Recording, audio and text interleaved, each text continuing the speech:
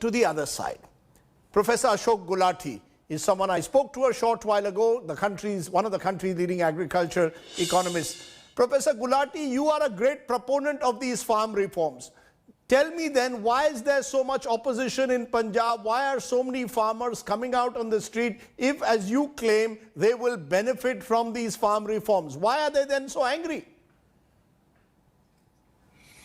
You know, the misinformation campaign that was launched, that all these laws would demolish APMC Mandi system, MSP will disappear, even your lands will be captured by the big corporates. All this massive misinformation campaign was launched. And naturally, the farmers start thinking, oh, maybe, you know, if not today, maybe tomorrow, something heavens are going to fall. Whereas nothing of that sort is written either in those farm laws.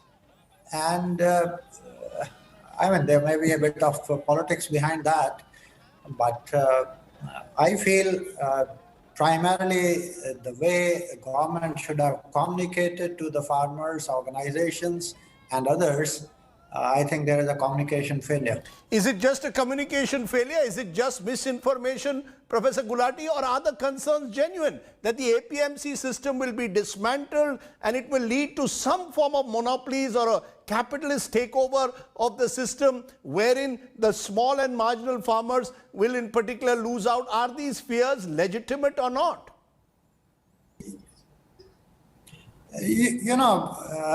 Think about that 90% of the produce is sold through the private sector, right? It's only wheat and rice where MSP has any meaning, and that too only in 5-6 states, not beyond that. So the question is, take the case of milk. Milk, even Nestle buys, Hudson buys, they are all private sector multinationals. And milk's growth is 3 times faster than that of cereals. And farmers are satisfied on both sides. There is a cooperative, there is a domestic private sector, and there is a multinational all operating. And do you know the value of milk is more than that of wheat, rice, and sugarcane combined? Cereals and sugarcane are growing at the lowest rate of growth. You look at poultry sector, which is flying at 8 to 10% per annum. You look at fisheries, you look at milk, they are all growing at 3 to 5 times the rate of growth in cereals, and they are all being handled by the private sector. So why the heavens are not falling there? Is that the reason why, Professor Gulati, you and others like you believe that cash crop growing states like Maharashtra, like Gujarat, southern states are not protesting as strongly at the new farm laws, that farmers used to dealing with private sector much more effectively are the ones who will benefit, while those who had the traditional mandi system are the ones who feel in a way worried about the future?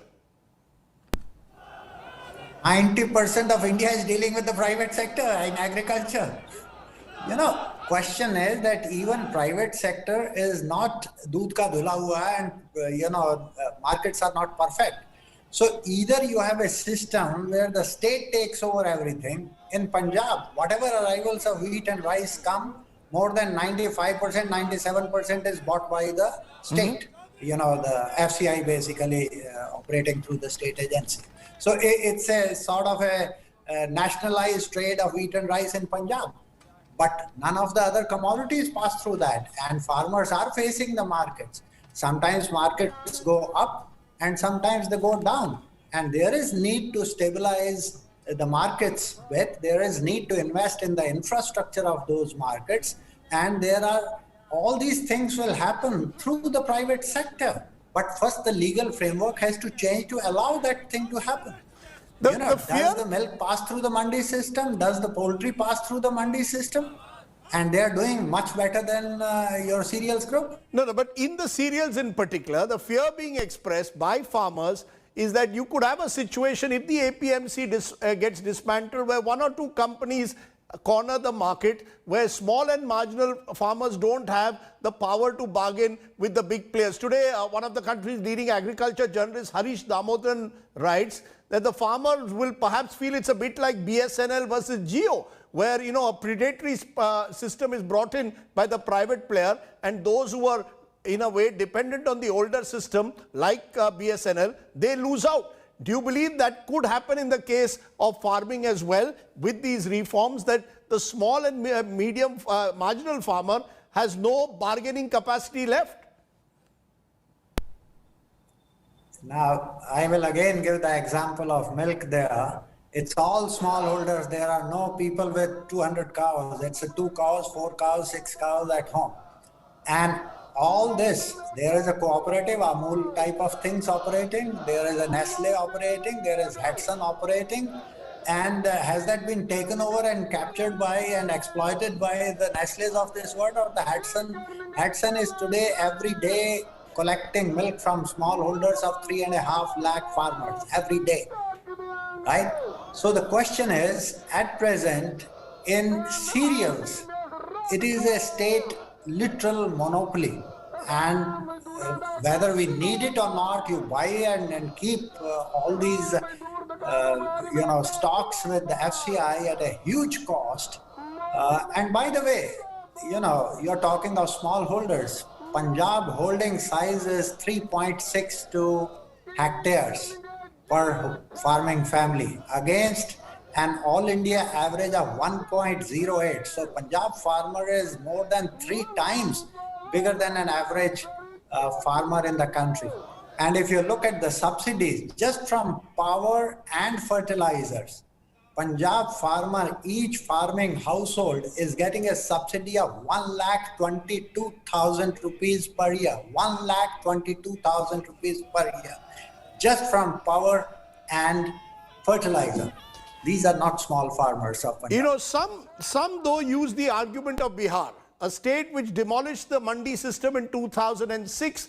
And the fact is that there was no better price realization for farmers or additional revenue since then. So farmer groups are citing Bihar as an example of why they believe these new laws are not the kind of magical formula that the Prime Minister claims they will be.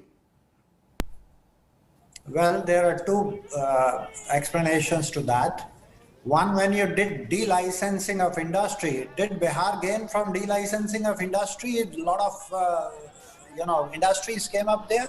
It depends upon what is the governance structure, what is the infrastructure there. The investors have to think whether I went to North Bihar. There were 28 sugar mills there. 25 were closed because of governance problems. So who wants to invest there?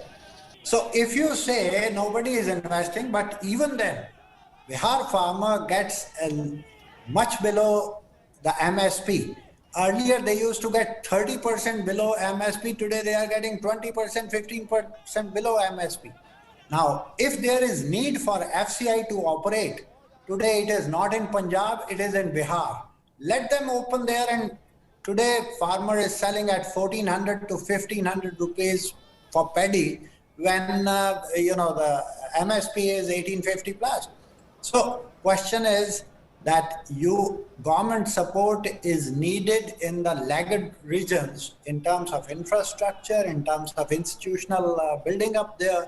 Bihar needs what was done in Punjab in 60s and 70s. That is what needs to be done today in Bihar, and Bihar will give you much better results than Punjab. Let me put a final question to you. What is the solution then, Professor Gulati? Because if minimum support price can't be made a legal right, or the government seems reluctant to do so, do you believe that there is a solution like Punjab has done, where it says we will not observe central laws, that this is against the federal spirit? Each state must be therefore allowed to work out a system wherein they decide what works for them, rather than an all India law.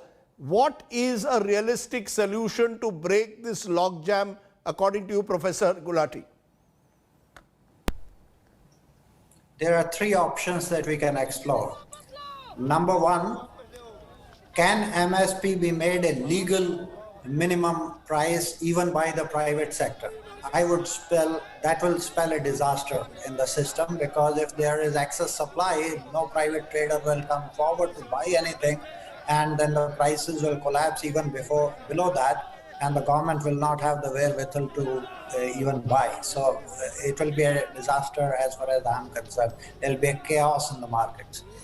Now, second option, let us say you are spending 100,000 crores on this paraphernalia of procurement, stocking, and PDS. Start the reforms and give to each state a proportion in terms of power, because you are running all this system, one, to feed your public distribution system, and then to give support to the farmers. So create a formula. How much is the poverty in that state? How much is the production of wheat and rice in that state? How much is the procurement? Make some parameters around that and distribute to all the states on that basis, and let the states handle this the way they like. That is the decentralized procurement. Why, if states feel that this is a state subject, why the center should be announcing MSP for the whole country? That's right. That is one option. But the third, which I feel is feasible and can be done, wheat and rice, we have to downplay now because you have excess stocks also of sugar, which cannot be exported, and it's becoming a burden. You start giving more incentives on the other crops where you are in deficit, and those which are not being produced as much outside at a competitive rate. If the prices go down below that, then there is a price stabilization fund that the government, in a proactive manner, for example, maize prices collapsed to 1,200 rupees vis-a-vis an MSP of around 1,800. Government should have got into action at that time to at least buy 10% of the production. It will give a lift to the market overall. So I think this third one, the institutional structure is already there. It needs to be made a bit proactive. And then you can stabilize the market somewhere around MSP, if not exactly MSP. So out of the three options that I listed, one, making it a legal thing, even that the private sector cannot buy below MSP.